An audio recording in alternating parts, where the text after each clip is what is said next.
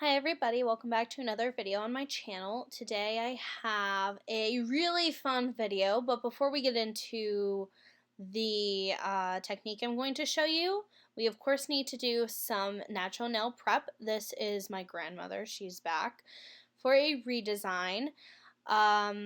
So we're going to prep her natural nail. You start by pushing back the cuticles. I choose to do this with a metal cuticle pusher because her cuticles are a little bit more stubborn.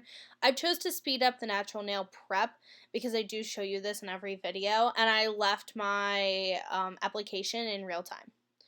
So just push back those cuticles, make sure they're good to go.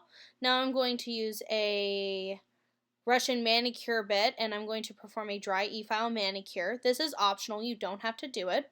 I just really like it because I think that it gets all the dry skin and protein growth that is kind of stuck down on the nail really well. So I start from the middle and I go from the middle to the left side on forward, switch my e-file to reverse. I do this on about a 3,000 or 4,000 RPM on my e-file. I also got this. I got this e-file manicure bit from Exclusive Nail Couture. I think somebody asked me in one of my other videos where I got it. That's where I got it. This is my favorite. I really like it because I find it very effective to push up the cuticle a little bit more. So as you can see now, I'm going in reverse, and I'm doing that because it's switching the way the bit rotates. So you're constantly pushing the cuticle back away from the nail, if that makes any sense at all. Like I said, you don't have to do this. I just think my product gets better adhesion and I'm able to get closer to the cuticle when I do this. So it's up to you. It's a personal choice. I know some people don't like Russian manicures or the e-file manicure, but that is just my preference. I've done research on it, so I find it's best for me and my clients. The next part is I'm going to remove the shine very carefully from the natural nail using a medium arbor band. You could use a hand file for this. I use a 150 grit arbor band, but you could use a 180. I would not go any higher or lower than that because that would interfere with the adhesion of the product or could damage the natural nail if it's too gritty. And just very carefully tickle away the shine.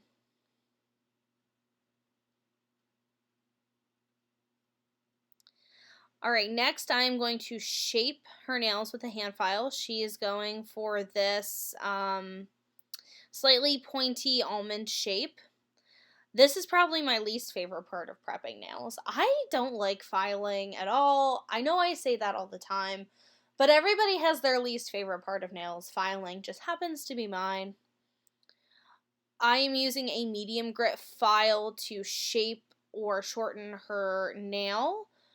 In case anybody is wondering about files and tools and my implements, how I use them, how I clean them, I actually have little baggies with like pencil pouches that I keep everybody's files. They have their own cuticle pusher, own manicure brush in with their name on it, and I only use it on them. I of course disinfect it. I have a disinfecting day where every person I've done that week, I disinfect, I barbicide, I do all that fun stuff. They're baggies, but I do only, like, this file is only ever used on my grandmother. It just makes the clients feel better, and honestly, it's not like it costs that much more. So now I'm going to gently, carefully, I can't stress that enough, remove the excess cuticle with a pair of nippers. These nippers are from Koko and Claire. I love them. They've stayed sharp so long. I've had them probably now for months. I've had these nippers. It's important to get a good pair of nippers if you're gonna do this. Don't just like go to TJ Maxx and get them because they'll work for a little bit and then they dull and it pulls the skin more. You have to be so careful, and I know it's hard to see with this little banner down here. There we go.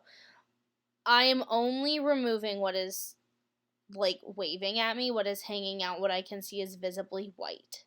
I am not pressing too hard into the skin. It is painless for my grandmother. Always cut less than more. If you are unsure, I would just say if you're unsure, don't do it. For the most part, I don't. I don't feel like I need to nip people's cuticles unless there's like a lot hanging off, then I don't. But my grandmother does request for me to clean hers up and nip them.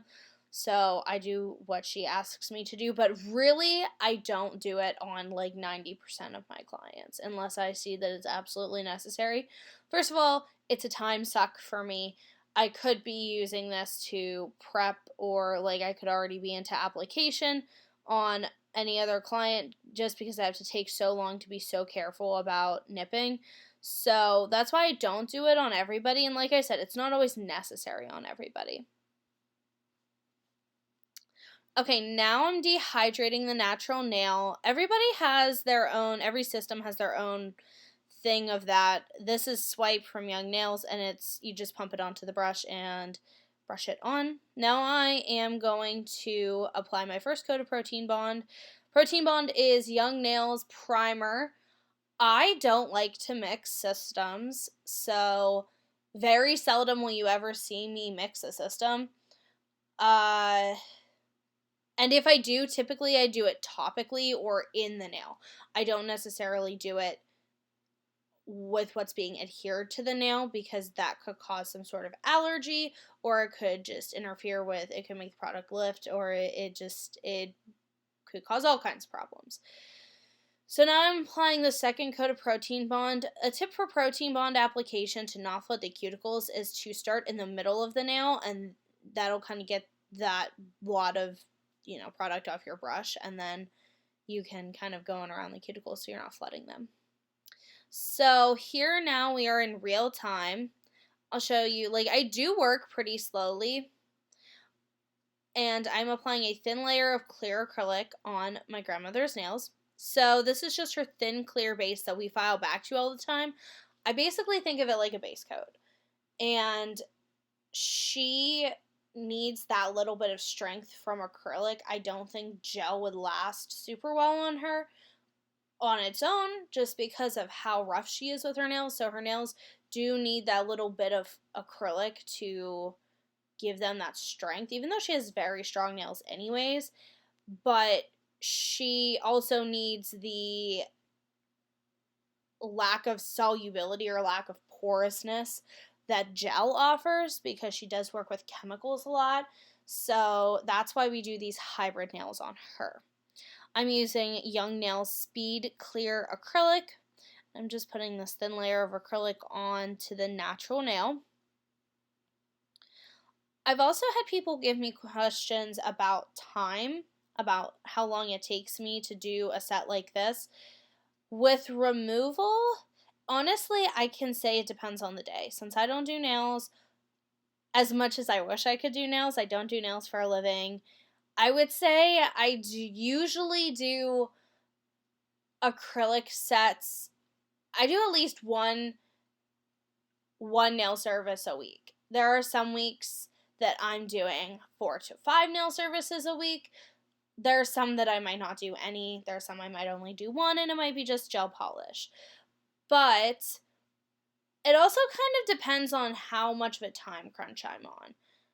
So for this set, I want to say it probably took me, I was taking my time, my grandmother didn't have anywhere to be. It probably took me, I would say, maybe 2.5 hours. That's probably an accurate estimation. I don't think that's a word. Estimate. That's an accurate estimate. But I've also done these on her where it's essentially been where I've gotten it done in 2 hours or sometimes almost an hour and 45. I can pretty consistently, like I said, it depends on how fast I'm moving or just how much in a groove I am. I can pretty consistently do sets at 2 hours. So that's kind of what I book for 2.5, but likely it's going to be 2 hours. most of the time, I'm pretty good at getting it down to an hour and 45. I can do a fill in an hour 45 now, which I think is, or an hour and a half sometimes, which is pretty nice. So like I said, just kind of depends on the day, depends on the client. There's some clients that I chat more with. Obviously, I chat more with my grandmother. And so, yeah. All right, so I didn't do this on camera, but I filed the surface of the clear acrylic, and I believe I applied a little bit of protein bond to the nail. And now I'm applying gel polish. All right, so I'm encapsulating gel polish in this video, which I had actually never done before, but now I've done it a few different times and I really like it. I think it's a really neat way to maximize your product. And I mean, I've done my grandmother's nails once since doing this set, and she had no problem. She had them on for about, I want to say it was between 2.5 or 3 weeks. And the only reason she wanted them redone was because they were just getting too long. But the color was fine, the product was fine, everything was fine. So I am using Koko and Claire gel polish. This gel polish, I believe, is called, I want to say it's called Sail the Seven Seas, but I don't know. Regardless, it's a really pretty navy blue sparkle, very fine micro sparkle polish, gel polish.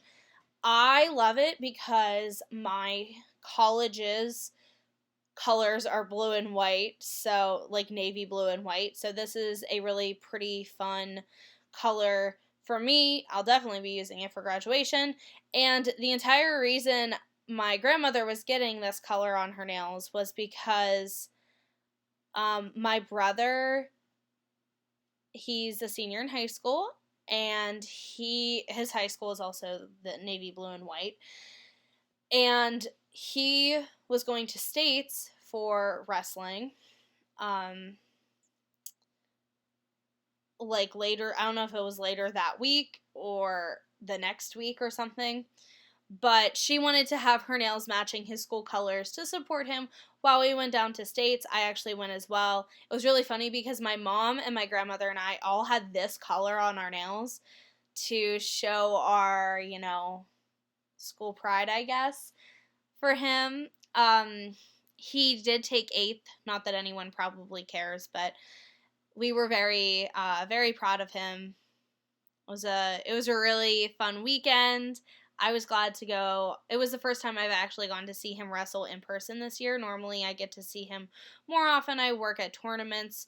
I run tables at his tournaments that his school puts on, or I get to at least see his matches, like go to them, physically go to them. But because of COVID, we were restricted usually to parents, and if my parents did get an extra ticket for his tournaments or matches, they took my grandmother. So I was very lucky to be able to go to States, and I was happy to see him compete.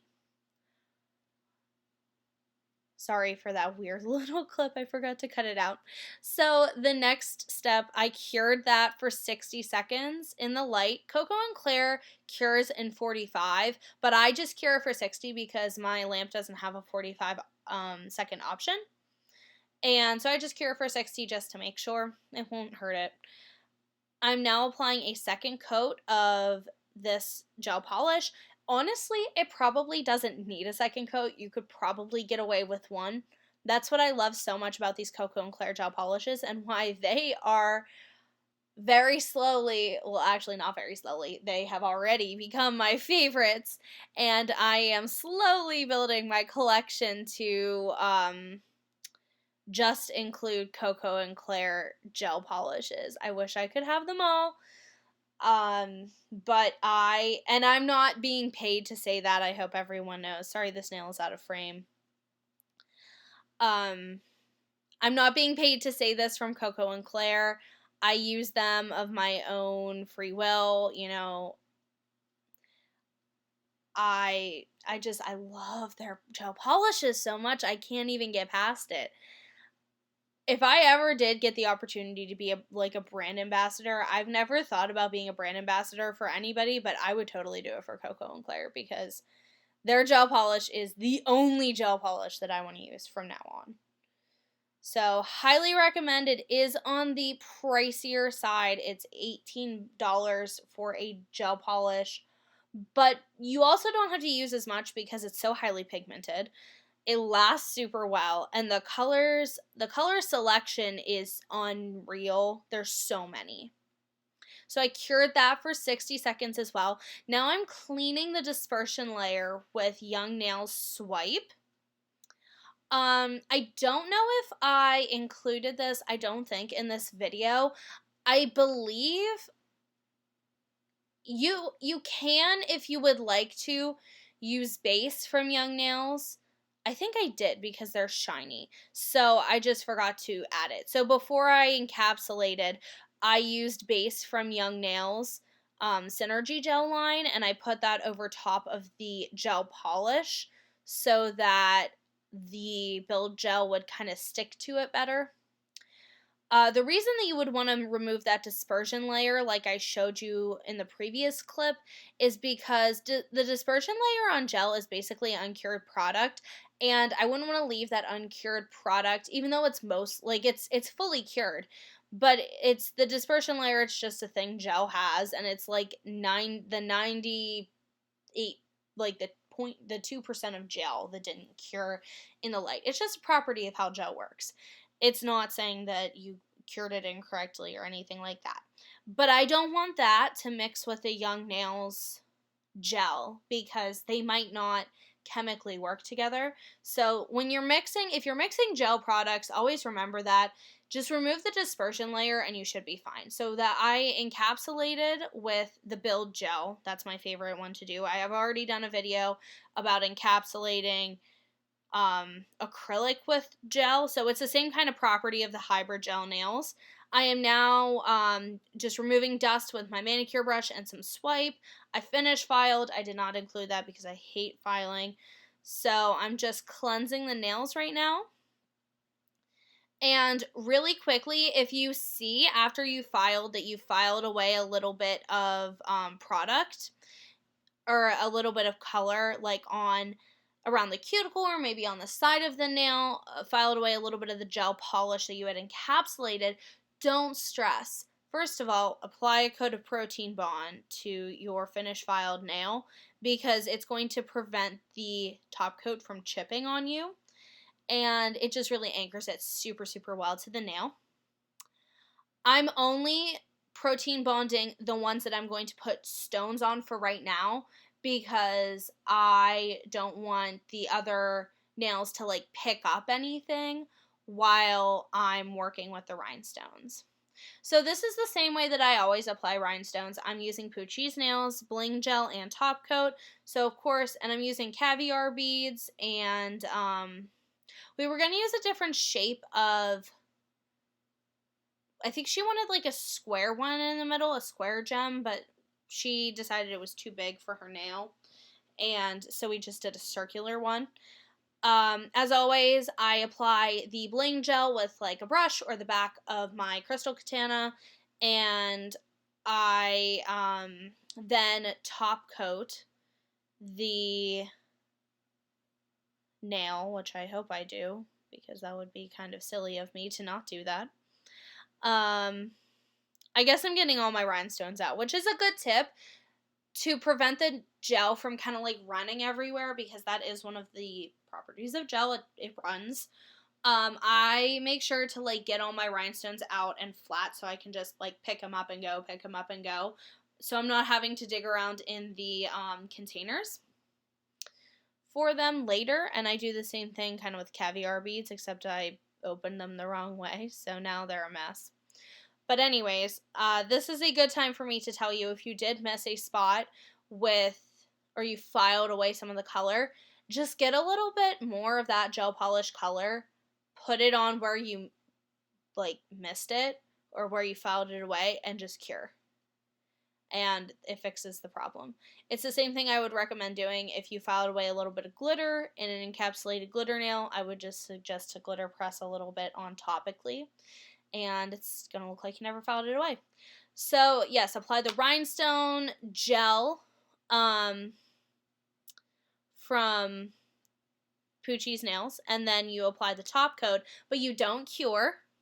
So now I guess I decided to do the circle one. So I'm just doing like a bigger circle rhinestone in the middle. Like I said, I'm not the best with rhinestone placement, so, I do the best I can. But she wanted something that was kind of like a band around her nail. She loves rhinestone placements like this because it almost looks like jewelry to her. So I'm just putting the biggest rhinestone in the middle, and then I put like 3 smaller of the smallest rhinestones that I have, usually 3, maybe 2, depending on how wide the nail is, on either side of that bigger stone. And then I'm just putting caviar beads basically where 2 stones meet, like where the stones intersect.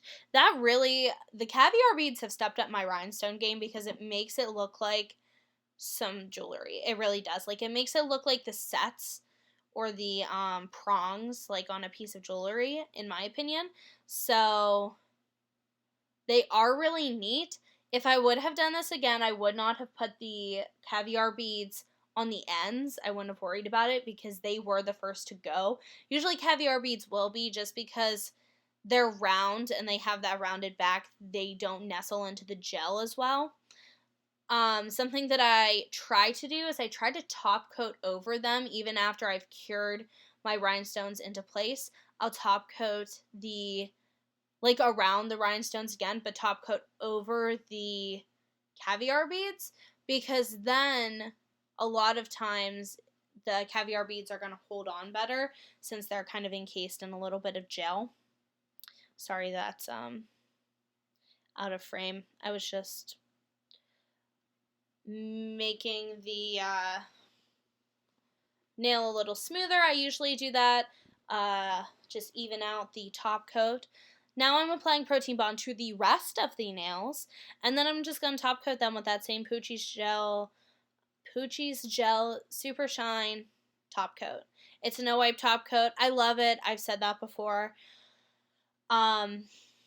It lasts well for my grandmother, so I'll keep using it. Usually I use whatever system I'm using, and if I'm not using any specific system, such as, if I'm not using, if I'm doing an encapsulated design where it really doesn't matter what I put on top of it, I'll usually use the Poochie's Nails top coat. I'm actually running out and I should buy more. I keep saying that, but I keep forgetting. So, yeah, definitely try the Poochie's Nail system. See, here I put a little bit of the top coat around on top of the caviar beads. They still didn't hold on that great, and she did, like I said, lose the ones pretty quickly on the ends. But since they were on the ends, it didn't really make it look too weird. They do just step up the placement game, so that's one recommendation that I have for you. If you have a better way of adhering rhinestones, that's fine. Some people prefer to use glue. If I'm using glue, I personally like to use the a dip powder system, because the seal protect or the activator from that will really harden that glue and make your gems stay forever. So I always use that. This is my favorite part of videos, is top coating. They're so shiny. I really loved how these turned out. She actually, when I just did her nails this past weekend again, I did the redesign of these, I did another gel polish encapsulation, and it worked out really well. I mean, for as much as I could tell. So if you don't have colored acrylic, but you still want to experiment, I guess, with encapsulating, I would say just encapsulate your gel polishes, because they stay longer, and you can do it with acrylic. I have. and it's worked out okay. And I feel like gel polish is a more versatile product than colored acrylic, because colored acrylic, you only use it for colored acrylic. But gel polish, you could encapsulate it if you want, or you can use it topically, or you can do it in a design that you encapsulate. The possibilities are literally endless. I really hope that you guys enjoyed this tutorial. I'm going to send her off to cure for 60 seconds. Now she's done. Put some cuticle oil on. I love this set. They turned out gorgeous. They look very regal, very royal to me. I don't know why. If you like this video, please subscribe to my channel. I do have, as much as I say it, exciting things coming. I'm trying to upload on a more consistent basis. Feel free to let me know what you want to see. A lot of people want to see nail fills. I love hearing comments from you guys, and I love hearing your input, your experiences, so keep them coming. Stay safe, and I'll see you in the next video. Bye.